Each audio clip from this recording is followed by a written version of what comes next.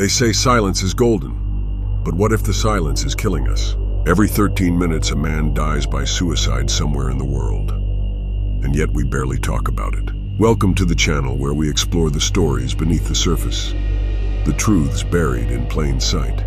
If you're new here, consider subscribing and turning on notifications, because today, we're unpacking something no one dares to touch. This is the silent epidemic, the loneliness of men. You've seen him before, maybe in the mirror, maybe on your commute, maybe sitting alone in the corner of a bar, nursing a drink like it's the last bit of warmth left in his world. He's not loud, he's not crying for help, he's just fading. Loneliness doesn't always scream. Sometimes it just sits quietly and waits. But how did we get here? How did half the world, fathers, brothers, sons, become so good at pretending they're fine while drowning inside? Let's go back. Far back. Centuries ago, masculinity was forged in fire, in battlefields, on farms, in harsh winters, where survival depended on stoicism, on action, not emotion. Men were raised not to feel, but to fight. Vulnerability was a threat. Tears, a form of treason. From the Roman legions to the Viking raids, from tribal rites of passage to Victorian etiquette, boys were told one thing in different tongues: be strong, be silent. And for a time that worked. It had to. The world was unforgiving, but time moved on. The wolves left the woods. The wars became quieter. The dangers more psychological than physical. Yet the message to men never changed, and here lies the fracture. Modern life is a maze of isolation, digital connections, disappearing communities, a society that rushes faster but listens less. And within it walks the modern man, equipped with ancient wiring, still expected to be the provider, the protector, the pillar. But no one asks who holds him up. Here's a question. When was the last time someone asked a man how he was really doing and meant it? Not what do you do for a living, not how's the wife and kids, but a genuine, soul-piercing, are you okay? The truth? Most men would lie, smile, nod, say I'm good and change the subject, because being honest costs too much. Men are taught from childhood that emotions are either a sign of weakness or a private indulgence. Man up. Don't cry. Don't be a girl. Little phrases, big consequences. By the time they're adults, many men don't even have the vocabulary to describe their own emotional state. Sadness becomes anger. Grief becomes silence. Fear becomes sarcasm. Vulnerability is filtered out. They become experts at emotional camouflage. But under that camouflage is a growing void. You see, loneliness isn't just being alone. It's being unseen, unheard, unknown. And studies confirm it. Men report lower levels of close friendship than women. In fact, over half of men say their deepest confidant is their romantic partner, which means that if a relationship ends, many men are left emotionally stranded. There's no tribe, no village, no safe haven. After World War II, men came back heroes, but they returned to a world that didn't know how to help them speak. They built families, careers, entire empires of silence. PTSD wasn't understood. Mental health was taboo. And so they coped the only way they knew how, by suppressing everything. Their sons watched and learned. Generation after generation, the myth of the strong, silent type was romanticized. Clint Eastwood, James Bond. Men who didn't talk. They acted, they conquered. And behind their eyes, a smoldering abyss no one was allowed to touch. But here's the twist. Isolation is a slow killer. Science tells us that chronic loneliness can be as damaging as smoking 15 cigarettes a day. It's linked to heart disease, dementia, depression, and early death. And men? They're less likely to seek help, less likely to open up, less likely to reach out before it's too late. These aren't rare cases. They're just rarely told, because society has no space for male fragility. A crying woman is brave. A crying man is broken. When men speak about their pain, they're often met with confusion, discomfort, or worse, mockery. What do you have to be sad about? You're lucky you don't have it as bad as women. Just get over it. It's not just neglect, it's erasure. And in that erasure, men begin to internalize shame. They start to believe their pain is invalid, that their suffering is weakness, that their loneliness is their fault. So they withdraw. They self-medicate. Alcohol, porn, video games, hustle culture, anything to drown out the silence. And when that doesn't work, they vanish. Not always physically, sometimes emotionally, spiritually. They become ghosts in their own lives. Husbands who no longer speak, fathers who drift away, friends who slowly stop returning calls. This isn't an issue of feelings, it's an issue of survival. But you might wonder, if the data is there, if the stories are real, why does no one talk about it? Simple, because society doesn't know how to talk about male loneliness without threatening the foundation of what it believes masculinity should be. Because to acknowledge male suffering is to rewrite the narrative.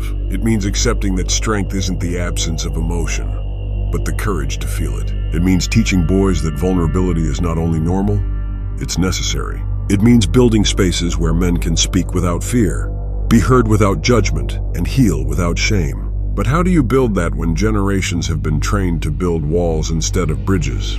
There's something deeply tragic about a world where millions of men walk around as ticking time bombs, aching for connection, but terrified of appearing weak. What happens when we mistake isolation for independence?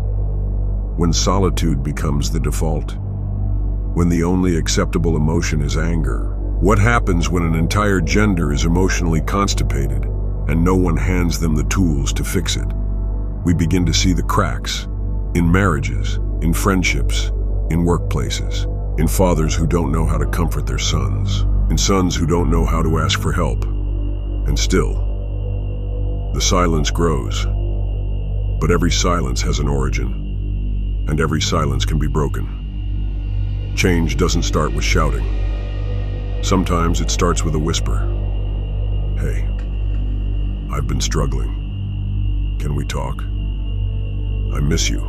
And maybe, just maybe, that's where the healing begins. But before we can rebuild, we must understand the ruins. And the truth hiding within those ruins is darker and more hopeful than we imagine. Because what if I told you loneliness wasn't just emotional? What if I told you it was biological?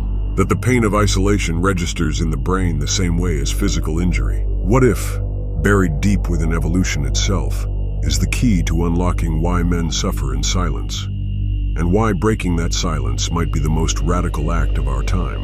In 2011, a neuroscience study from UCLA discovered something shocking. When we experience social rejection or isolation, the same regions of the brain light up as when we experience physical pain.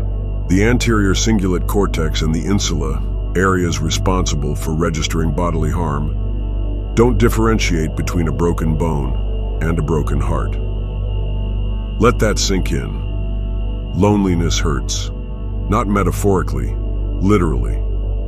Evolution wired us this way. For millions of years, being part of a tribe meant survival. Exclusion meant danger. Our ancestors didn't survive alone in caves. They survived together, huddled around fire, telling stories, sharing fears. To be left behind was to be left for dead. And men, we were trained to protect the group, to be useful, to hunt, to fight. Our worth was tethered to our utility. So imagine what happens when the modern man, in a world where physical battles have faded, begins to feel useless, unwanted, expendable. Now remember this, loneliness is not just being alone, it's feeling like you don't matter. And in a society where men's value is so often tied to performance, money, muscle, success, what happens when a man loses his job? Gets divorced? Retires?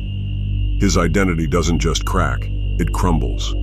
This is why male loneliness increases with age. After 50, many men lose friendships.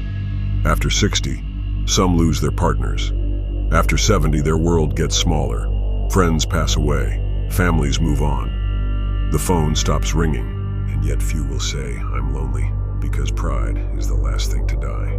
But loneliness is not just an old man's burden. It's a teenage boy scrolling through social media, comparing his quiet life to curated perfection. It's the young man lost in hookup culture, longing for connection in a world that rewards detachment. It's the single father balancing shame and exhaustion, pretending he has it all under control. And yes, it's the successful executive, the influencer, the athlete, the man who has it all and yet feels nothing. Even in mythology, male pain is glorified through tragedy, not healing. Achilles weeps for Patroclus but never speaks of love. Hamlet spirals into madness, but no one teaches him how to grieve. Male suffering is allowed only when it ends in blood or silence. But what if it didn't have to end that way? What if we rewrote the story? It starts with something radical, something simple, something terrifying. Men talking to men.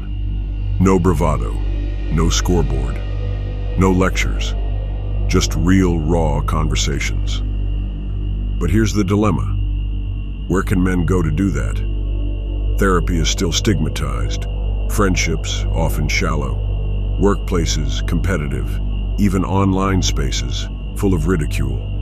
So men retreat into themselves, into their routines, into numbness, because numbness is easier than pain, safer than rejection. But deep down, they know, they feel it. Something's missing. They crave purpose, brotherhood, meaning, not in a warrior's call, but in a hand on the shoulder, a "Hey man, I got you."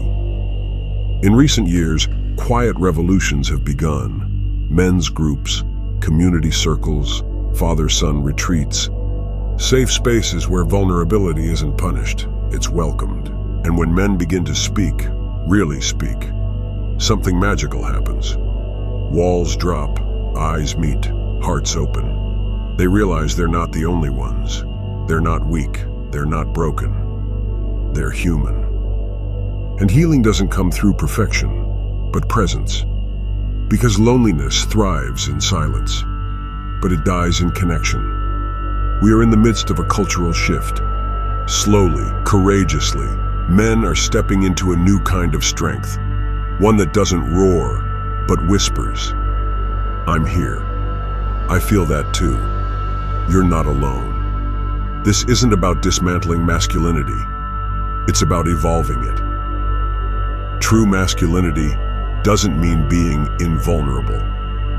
It means having the strength to be seen, flaws and all, to show up, to reach out, to break the cycle.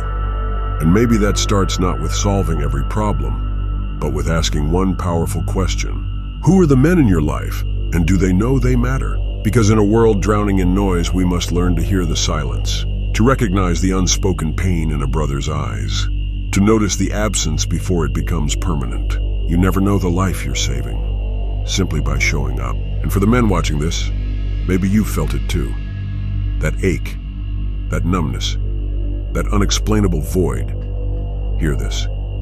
You are not alone. You are not weak. You are not invisible. You are worthy of love, of connection, of being known. Even if your voice trembles, even if your past haunts you, even if you've spent years behind emotional armor, it's never too late. Reach out, call someone, text a friend, walk into a group, sit in that discomfort, because every step toward connection is a rebellion against the silence that's been passed down for generations.